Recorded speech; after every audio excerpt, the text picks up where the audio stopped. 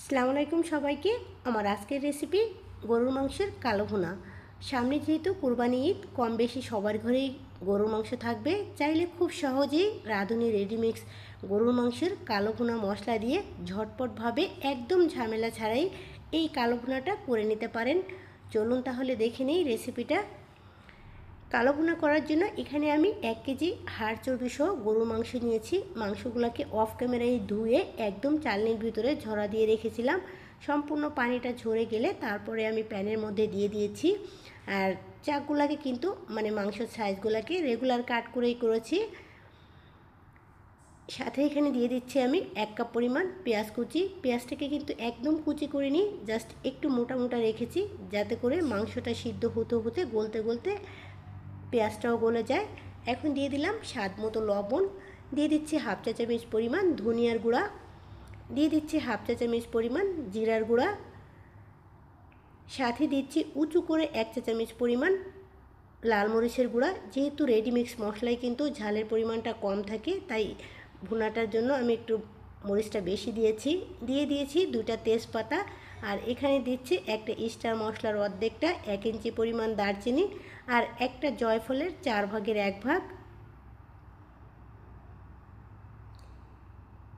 যদিও প্যাকেটের গায়ে লেখা থাকে এক্সট্রা কোনো মশলা ব্যবহার করার প্রয়োজন নেই, বাট অতিরিক্ত টেস্টের জন্য এই মশলাটা ব্যবহার করা খুবই ইম্পর্টেন্ট।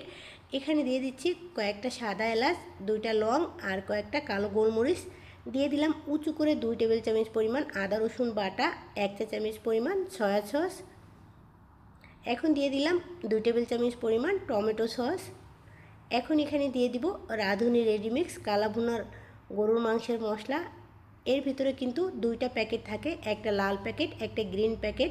লালটা ব্যবহার করতে হয় রান্নার শেষে, আর গ্রিনটা ব্যবহার করতে হয় মাংসটা মাখানোর সময়।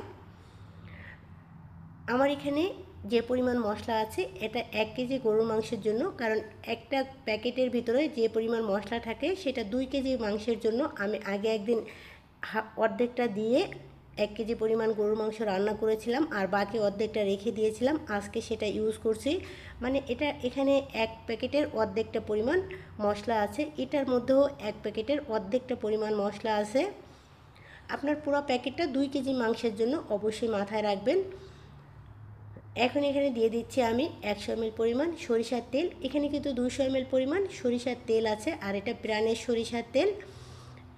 তো আমি 100 ml পরিমাণ সরিষার তেল দিয়ে মাংসগুলোকে খুব ভালো করে মেখে নিচ্ছি, আর বাকি তেলটা আমি রান্নার লাস্টে ব্যবহার করব মাংসটা বাগারের সময়। মাংসগুলোকে খুব ভালো করে মেখে নিয়ে এখানে সামান্য একটু পরিমাণ পানি দিয়ে দিচ্ছি। পানিটা খুবই সামান্য, হাফ কাপের থেকেও পরিমাণে কম পানি দিয়েছি এখানে আমি।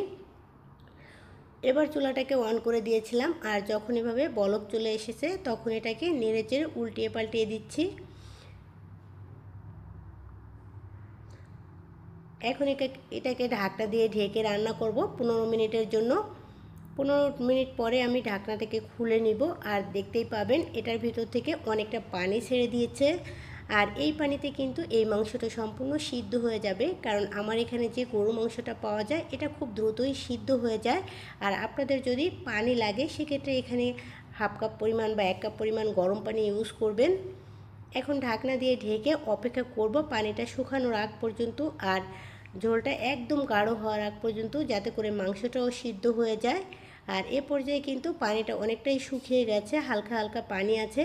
তো এখন অল্প করে চুলার আঁচটা আমি মিডিয়াম টু লো হিটে করে দিয়েছি। একটু করে ঢাকনা দিব আর নেড়ে চেড়ে নিব। আর এই কাজটা কিন্তু সামনে দাঁড়িয়ে থেকেই করতে হবে, মাংসের পানিটা শুকানোর পরে অবশ্যই সামনে দাঁড়িয়ে থেকে রান্নাটা করতে হবে। আর ইতিমধ্যে কিন্তু মাংস থেকে সম্পূর্ণ পানি শুকিয়ে গেছে। আর লাস্টে কিন্তু লাল প্যাকেটের যে মশলাটা ছিল, রাঁধুনির প্যাকেট এটাকে বলা হয়, তো সেই প্যাকেটের মশলাটাও আমি দিয়ে দিয়েছি। এবার নেড়ে চেড়ে খুব ভালো করে এটার সঙ্গে মিশিয়ে নিচ্ছি। আর এই রান্নাটা অবশ্যই সামনে দাঁড়িয়ে থেকে করতে হবে কিন্তু। এবার অন্য চুলায় ওটাকে ট্রান্সফার করে নিয়েছি, চুলার আঁচটা লো হিটে করে দিয়েছি। আর এখানে আমি বাগার দিয়ে দিব। বাগারের জন্য এখানে 50 ml পরিমাণ তেল দিচ্ছি। আমি 1 কেজি মাংসের জন্য পুরো 150 ml সরিষার তেল ব্যবহার করলাম। প্রথম 100 ml দিয়েছিলাম মাংসটা রান্নার সময়, আর বাকি 50 ml এখন দিচ্ছি।